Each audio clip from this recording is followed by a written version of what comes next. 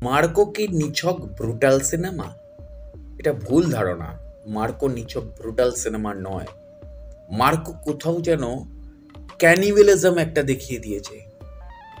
এতটা ভয়ঙ্কর ছবি, মানে অ্যানিমেলও ছোট হয়ে গেছে মার্কোর সামনে।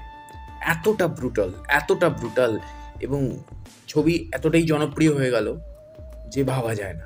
উন্নি মুকুন্দনের মতন একটা কিউট অভিনেতা, যার কিউটনেস, মানে কি বলবো, উন্নি মুকুন্দনের একটা ফিমেল ফলোয়ার সবচেয়ে বেশি বেশি মালায়ালাম ইন্ডাস্ট্রিতে।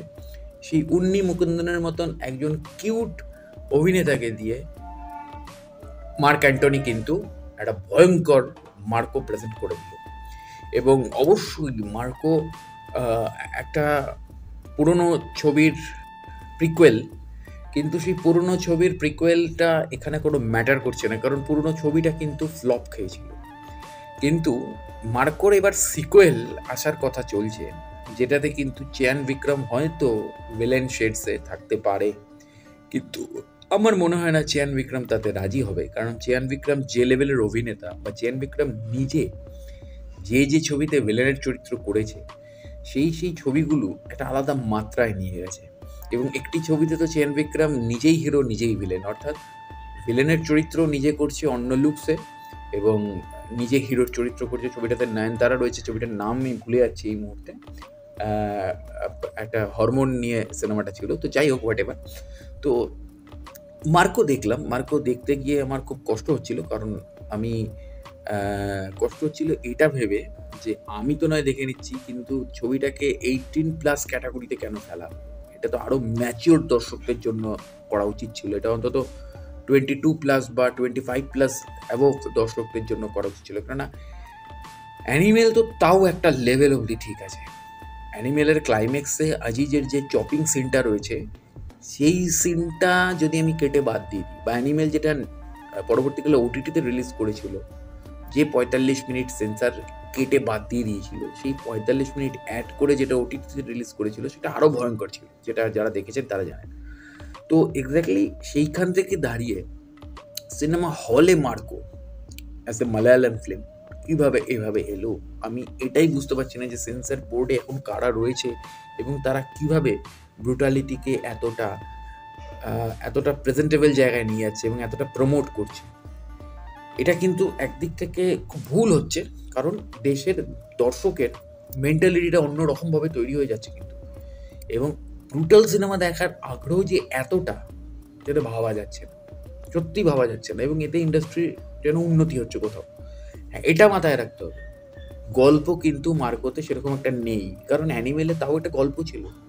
সন্দীপ রেড্ডি ভাঙ্গার সবচেয়ে বড় মুন্সিয়ানা হচ্ছে, সন্দীপ রেড্ডি ভাঙ্গা অ্যাকশন দেখাবে, ব্রুটালিটি দেখাবে, রাফনেস দেখাবে, টাফনেস দেখাবে, কিন্তু তার মধ্যেও একটা কমনীয় নমনীয় একটা ইমোশনাল স্টোরি রেখে দেবে। সেটা আমরা কবির সিংয়ের ক্ষেত্রেও দেখেছি, সেটা আমরা অ্যানিমেলের ক্ষেত্রেও দেখেছি। কবির সিংয়ের ক্ষেত্রে আমরা একটা প্রেমিককে দেখেছিলাম, অ্যানিমেলের ক্ষেত্রে আমরা একটা ছেলে যে বাবাকে অত্যধিক ভালোবাসে। তো দুটো চরিত্রই কিন্তু প্রচণ্ড ইমোশনাল। একটা জিনিস মাথায় রাখুন, অ্যানিমেলের ক্লাইম্যাক্সে যখন ববি দেওয়াল আর করে দেখা হচ্ছে, ওর সিনটা আমি বারবার দেখি, কারণ দুই ভাই, তারা জ্যাঠতো খুঁড়তো ভাই, তারা আজকে ক্লাইম্যাক্সের মানে অ্যাকশনের ময়দানে দুজনে একে অপরকে প্রথমবার দেখছে। তখন যে মিউজিকটা চলে, দ্যাটস কল সন্দীপ রেড্ডি ভাঙ্গা। তাই সন্দীপ রেড্ডি ভাঙ্গা হওয়া অত সহজ নয়, কারণ সন্দীপ রেড্ডি ভাঙ্গা যেরকমভাবে ব্রুটাল বা অ্যাকশনটাকে প্রেজেন্ট করে, তেমনভাবে ইমোশনটাকেও ধরে। আমি বারবার এইসব ক্ষেত্রে রাজদাকে টেনে আনবো, কারণ রাজদাও সেম। রাজদা যেভাবে অ্যাকশনটাকে প্রেজেন্ট করে, সেইভাবে ইমোশনটাকেও কিন্তু ধরে। তো এক্স্যাক্টলি দুটোকে প্যারালালে নিয়ে যেতে হবে। শুধু অ্যাকশন করে যাচ্ছি, অ্যাকশন করে যাচ্ছি, অ্যাকশন করে যাচ্ছি, মারছি কাটছি, মারছি কাটছি, হচ্ছে না। যেটা আমরা খাদানের রাধারানীর গানটার ক্ষেত্রে দেখেছি। গানটার মধ্যে যে সাসপেন্সটা রয়েছে, এবং সাসপেন্সের সাথে সাথে ওই যে সিকোয়েন্সটাকে ডিজাইন করা হয়েছে, এটা কিন্তু দেবের মুন্সিয়ানা বা রিনোর মুন্সিয়ানা কোথাও। তো এক্স্যাক্টলি ব্রুটাল ছবি করলেই হলো না, সেই ব্রুটাল ছবির মধ্যে ইমোশনটাও বজায় রাখতে হবে। নাহলে কিন্তু ব্রুটালিটি বা অ্যাকশনের কোনো অর্থ থাকে না। একটা মানুষ তখনই ব্রুটাল হয় যখন সে বড় কোনো আঘাত খায় ইমোশনালি, এবং সেই জায়গাটাকে এস্টাবলিশ না করলে ছবি কিন্তু দাঁড়াবে না। যদিও মার্কো হিট ব্লকবাস্টার বিশাল টাকার বিজনেস করছে, কারণ মানুষ এই মুহূর্তে ব্রুটাল সিনেমা দেখতে চাইছে, যার জন্য ব্রুটাল সিনেমার একটা পুরো মানে রেট্রোস্পেক্টিভ শুরু হয়ে গেছে গোটা। তো এটার শেষ কোথায় আমি জানি না, কিন্তু সব জিনিসেরই একটা শেষ থাকে, এটারও শেষ হবে একটা সময়। দর্শক বারবার একঘেয়েমি জিনিস দেখতে দেখতে এটাকেও ছুঁড়ে ফেলে দেবে। তো অবশ্যই অন্যান্য আপডেট নিয়ে আসছি, জুড়ে থাকুন আমার চ্যানেল এবং পেজের সাথে। দেখা হচ্ছে পরের ভিডিওয়ে। নমস্কার।